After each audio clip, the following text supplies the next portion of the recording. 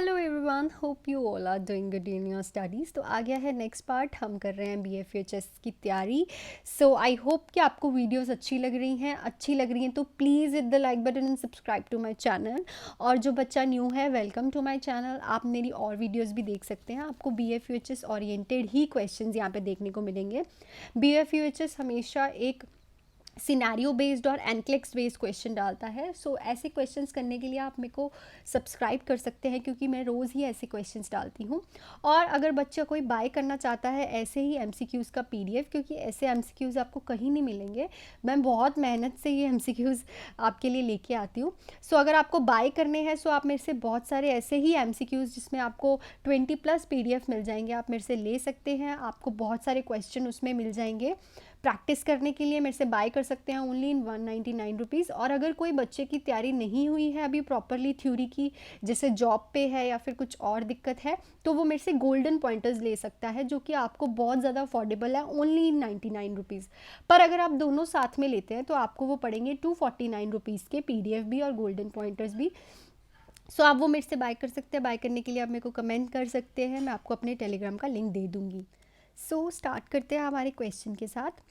अगर किसी ने बाय करने हैं तो वो कमेंट सेक्शन में लिख देगा और मैं उसको लिंक दे दूँगी, नहीं तो मैं अपना जो लिंक है टेलीग्राम का वो पिन कर दूँगी कमेंट सेक्शन पे। आप उस पर क्लिक करके सीधा मुझे मैसेज कर सकते हैं, ठीक है।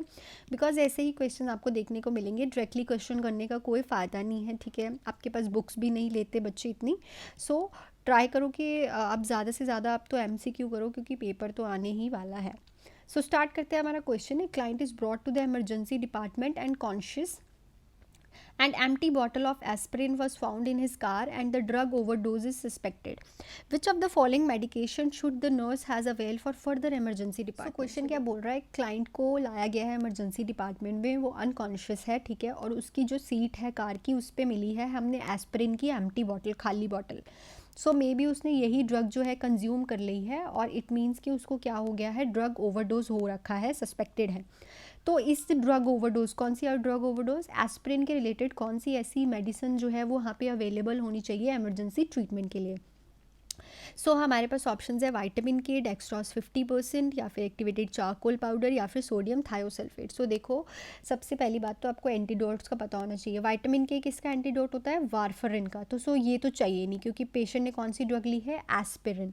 डेक्सट्रॉस 50% हम किस पेशेंट को देते हैं, जो कि हाइपोग्लाइसीमिया में चले जाता है। हाइपोग्लाइसीमिया में कौन जाएगा, जिसकी हाइपरग्लाइसीमिया की मेडिकेशन चल रही होगी। सोडियम थायोसल्फेट साइनाइड की एंटीडोट है। हमारे पास वो क्या है, अवेलेबल होना चाहिए, एक्टिवेटेड चारकोल पाउडर, क्योंकि एक्टिवेटेड चारकोल पाउडर वैसे भी हमें यूनिवर्सल एंटीडोट माना गया है। हमेशा याद रखना, ये भी क्वेश्चन आ सकता है कि which is a universal antidote. तो एक्टिवेटेड चारकोल जो पाउडर होता है वो यूनिवर्सल एंटीडोट होता है। अगर कुछ नहीं है तो आप ये दे सकते हो, ठीक है।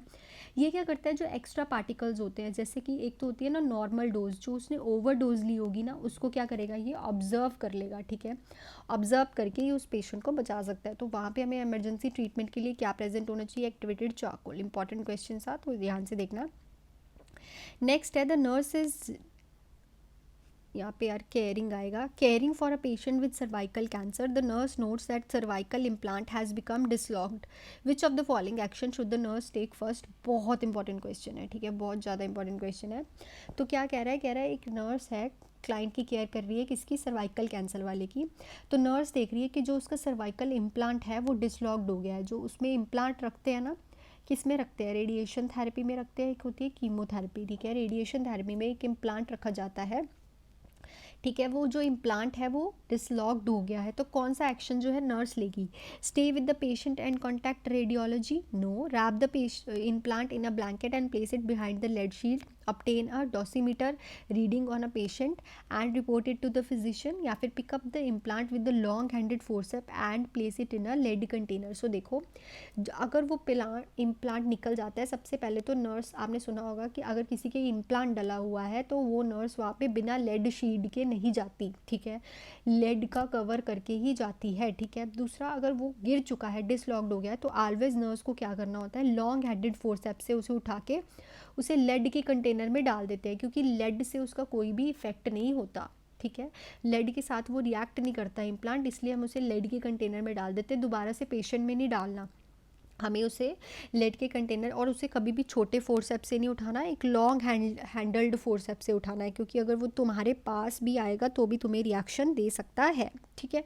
सो इम्पॉर्टेंट क्वेश्चन है, याद रखना, क्योंकि कभी कभी क्वेश्चन ऐसे भी डाल देते हैं कि उसका जो इम्प्लांट है वो गिर गया है या फिर मिसप्लेस्ड हो गया है, ठीक है। तो आपने ऑलवेज याद रखना है, अगर ऐसा हुआ तो उसको कैसे उठाना है, हमेशा लॉन्ग हैंडल्ड फोर्सेप्स से, एंड उसे एक लेड के कंटेनर में ही डालना है। लेड में क्यों डालना है, क्योंकि उससे उसका कोई रिएक्शन नहीं होता। नेक्स्ट क्वेश्चन है, newborn with a cleft palate at 1 hour of life has nursing diagnose of risk for infection related to potential aspiration during feeding, which of the following nursing action would support the best feeding practice for this implant. So देखो, एक बच्चा है जिसको cleft palate हुआ है, ठीक है। अभी अभी उसको उसका नर्स ने डायग्नोज बनाया है, that is risk of infection related to potential aspiration during feeding, क्योंकि ऑब्वियसली अगर उसका क्लेफ्ट पैलेट है तो उसको एस्पिरेशन होने के चांसेस है जब वो फीड लेगा मदर से। तो ऐसा कौन सा एक्शन है जो कि इस डायग्नोज के लिए परफेक्ट रहेगा उस इन्फेंट के लिए? Use an appropriate nipple and bottle set, encourage the mother to breast feed, assess daily weight and wet diapers to monitor intake, allow unlimited length of time for each feeding. So देखो, सबसे बड़ी बात तो cleft lip and cleft palate से भी एक आधा question BFHS में देखने को मिलता है, तो इसकी केयर जो है बहुत ज़्यादा इंपॉर्टेंट है, तो आप अच्छे से करके जाना। तो सबसे बड़ी बात की, जो क्लेफ्ट लिप पैलेट वाले पेशेंट होते हैं इनकी फीडिंग में बहुत दिक्कत आती है, क्योंकि इनमें चांसेस होते हैं एस्पिरेशन के ड्यूरिंग फीडिंग। तो सबसे बड़ी बात तो मदर डरती है फीड कराने से ही, सो आपने उसका जो है इनकरेज करना है मदर को ब्रेस्ट फीड कराना ही कराना है, ठीक है। क्योंकि अगर हमने डायग्नोज बनाया तो इसकी वैल्यूएशन क्या होगी कि हमें जो है वो एस्पिरेशन का रिस्क कम करना है और उसको फीडिंग करानी है। तो हम क्या करेंगे, मदर को इनकरेज करेंगे ब्रेस्ट फीड के लिए, उसे पोजीशनिंग बताएंगे कैसे पिलाना है कैसे नहीं पिलाना। Use of appropriate nipple and bottle set से भी एस्पिरेशन होगी, क्योंकि पैलेट में क्लेफ्ट जो उसे तुम्हारे जो देखना माउथ के ऊपर जो पैलेट होता है उसमें ही जब एक डाइवर्जन आ जाती है उसकी वजह से एस्पिरेशन के चांसेस होते हैं। तो अगर तुम उसको अप्रोप्रिएट निप्पल भी दे दोगे बॉटल सेट भी दे दोगे उससे भी रिस्क ऑफ एस्पिरेशन है ही है। डेली वेट एंड वेट ड्राइपर से कुछ नहीं होगा, उससे उसका न्यूट्रिशनल स्टेटस मेंटेन नहीं होगा। ऐसे पेशेंट में वेट लॉस बहुत देखने को मिलता है, क्योंकि पेशेंट जो है प्रॉपरली फीड नहीं ले पाता इन्फेंट जो है। अगर तुम लॉन्ग टर्म तक ईच फीडिंग दे दोगे तो पेशेंट का डाइजेशन प्रॉब्लम हो सकता है, ठीक है।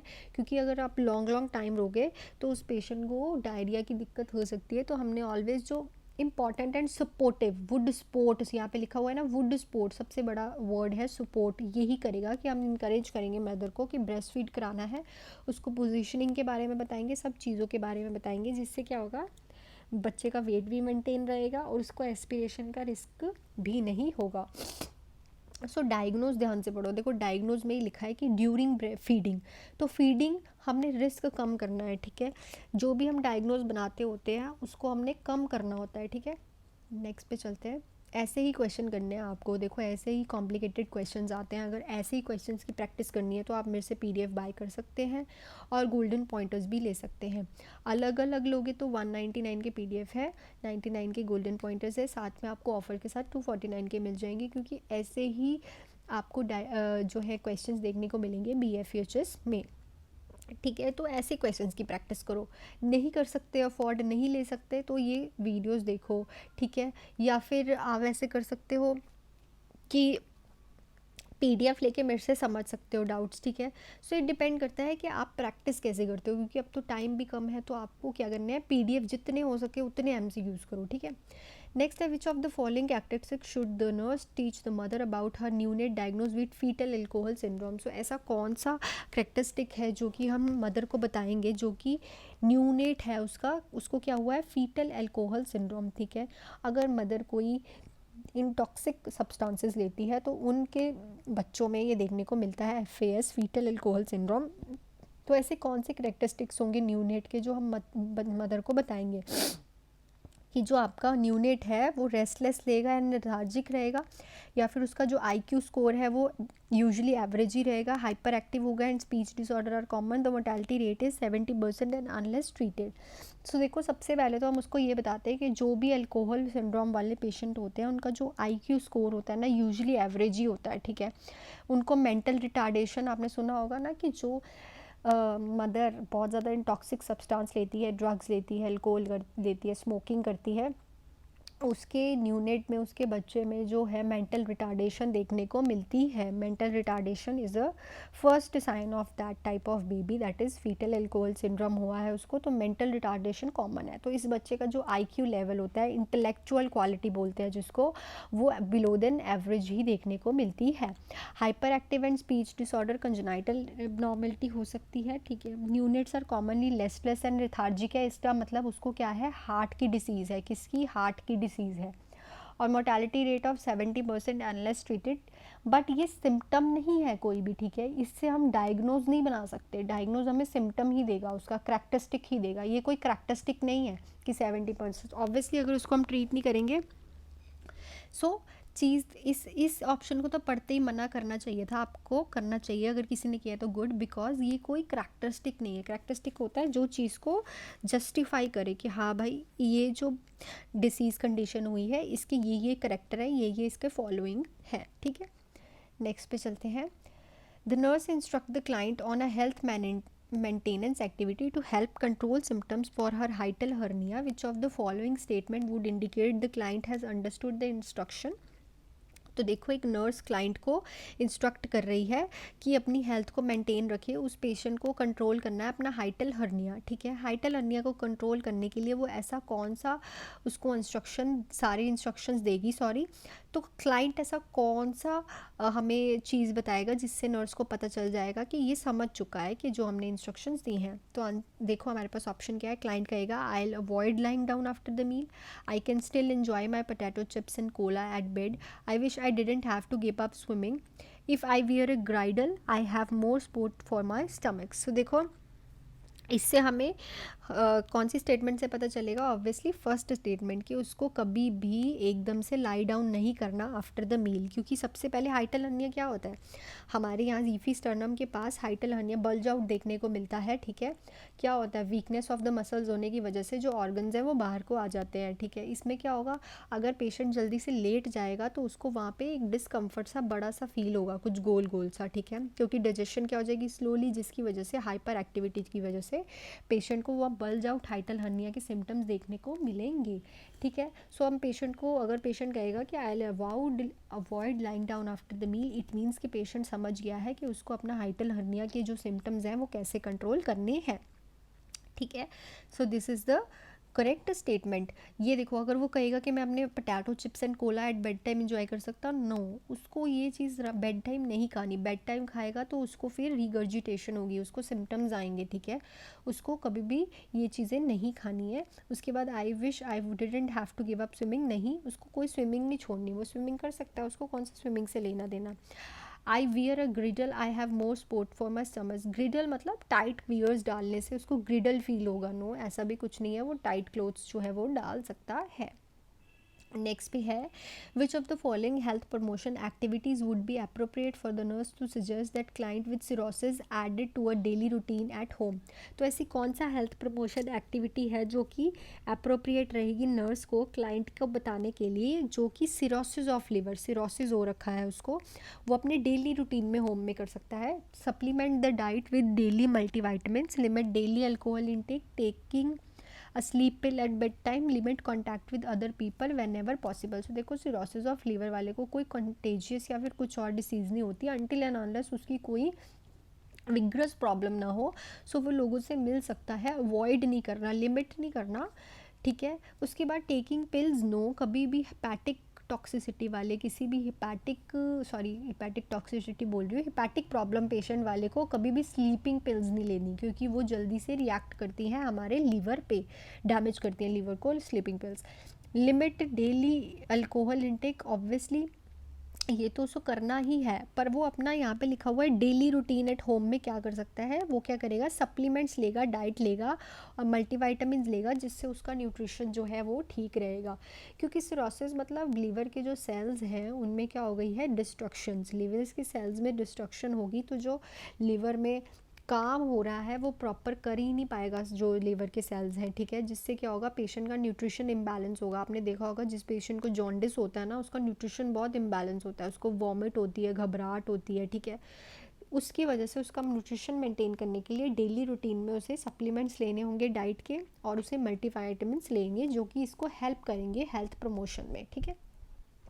क्वेश्चन भाई ध्यान से ही समझना पड़ेगा, तभी क्वेश्चंस होंगे, इसीलिए मैं कह रही हूँ एमसीक्यू ज़्यादा से ज़्यादा करो, क्योंकि आज क्वेश्चंस डिफ़िकल्ट है सारे, सबके अलग अलग ऑप्शंस आ रहे होंगे, क्योंकि आज इंटेलेक्चुअल बेस्ड क्वेश्चन है।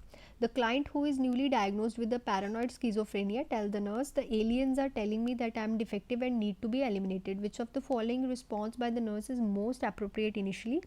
तो एक क्लाइंट है, अभी अभी डायग्नोज्ड हुआ है पैरानॉइड स्किज़ोफ्रेनिया। पैरानॉइड स्किज़ोफ्रेनिया कौन सा होता है? जो कि सस्पिशियस होता है, शक वहम करता है।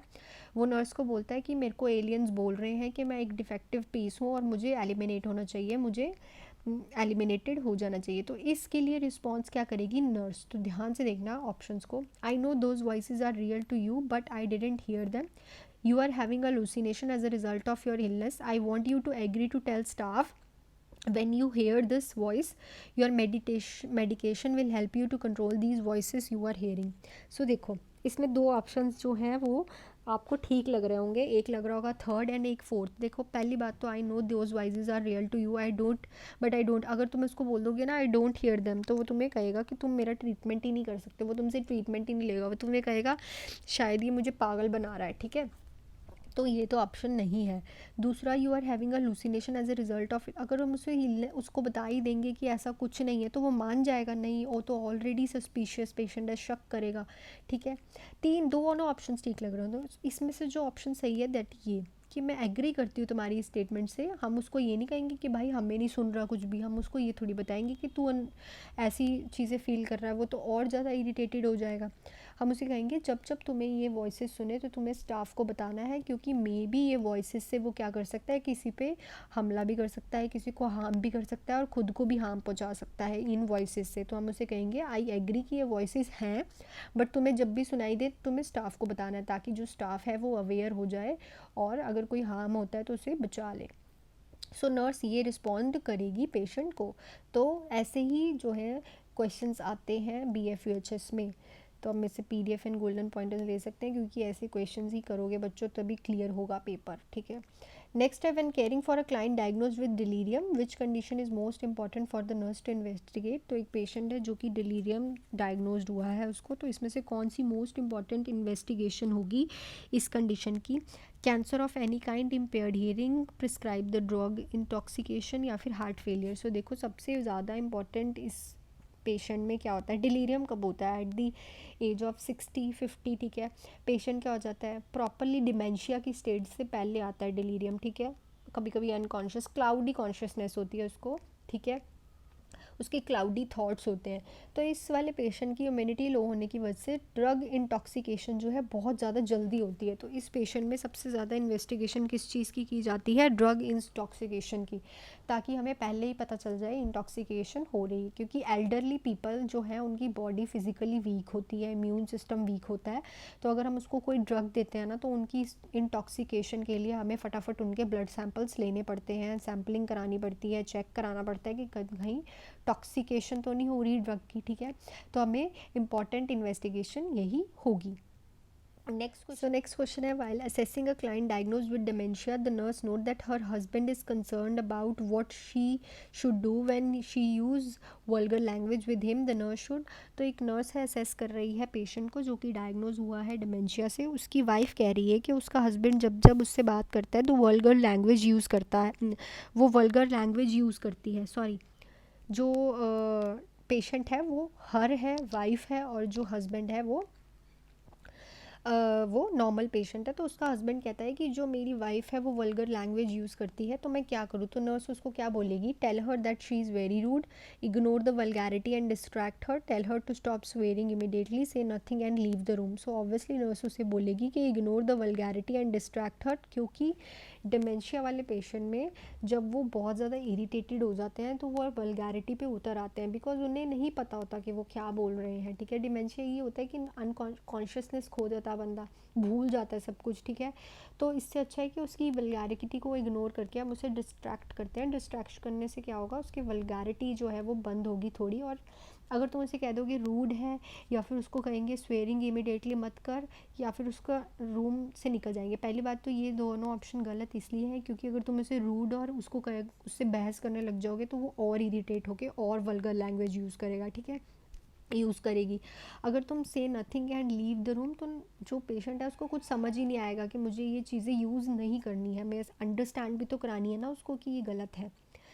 नेक्स्ट पे चलते हैं। The nurse is preparing a client for a thoracentesis, how should the nurse position the client for the procedure. तो एक पेशेंट को जो है प्रिपेयर कर रही है वो thoracentesis, removal of the fluid and air from the pleural cavity. तो कौन सी पोजीशन पे नर्स उसको रखेगी? Supine with the arms over the head, Sims position, prone position without a pillow, sitting forward with the arms putted on the bed side table. So इस question का answer आप मुझे कमेंट सेक्शन में बताओगे कि किस पोजीशन में उस प्रोसीजर के लिए पेशेंट को रखेगी नर्स। बहुत इंपॉर्टेंट क्वेश्चन है, थोड़ा सेंटेंसेस से भी क्वेश्चन देखिए, पोजीशनिंग से तो आते ही आते हैं 4-5 क्वेश्चन, ठीक है। सो ये थे आज के सारे क्वेश्चंस। आज क्वेश्चंस हमने थोड़े डिफ़िकल्ट किए हैं, लेवल अप वाले क्वेश्चंस थे, तो इनको ज़रा ध्यान से पढ़ना, ठीक है। और अगर आपको ऐसे ही एमसीक्यूज़ प्रैक्टिस करना है तो आप मेरे से पीडीएफ ले सकते हैं, गोल्डन पॉइंटर्स ले सकते हैं, ओनली इन 249 रुपीज़। अगर आपको अकेले पीडीएफ लेने हैं तो मिलेंगे 199 के, और अकेले गोल्डन पॉइंट्स लेने हैं तो 99 के, इकट्ठे आपको ऑफर में मिल जाएंगे 249 में। सो this is all about the video. उससे पहले मैंने आपसे कल एक क्वेश्चन पूछा था, आई थिंक तो 108 क्वेश्चन था कि एक पेशेंट है एब्डोमिनल हिस्ट्रेक्टमी वाला, उसने कल एडमिट होना है, तो आप उसको कौन सी इन्फॉर्मेशन दोगे। तो इसका जो करेक्ट ऑप्शन था that is what she can eat and drink, because ऐसे पेशेंट को 8 घंटे पहले क्या करना होता है, नींद पर ओरल एनपीओ रखना होता है। सो जिन बच्चों ने ये ऑप्शन दिया है, वेरी गुड, आप अच्छा पढ़ रहे हैं, बाकी क्वेश्चंस भी करिए। सो अगर ये आपको वीडियो अच्छी लगी हो तो please hit the like button and subscribe to my channel. जिन्होंने ऑलरेडी सब्सक्राइब कर रखा है, thank you so much, and share करें इन वीडियोस को, and thank you so much, all the best, bye.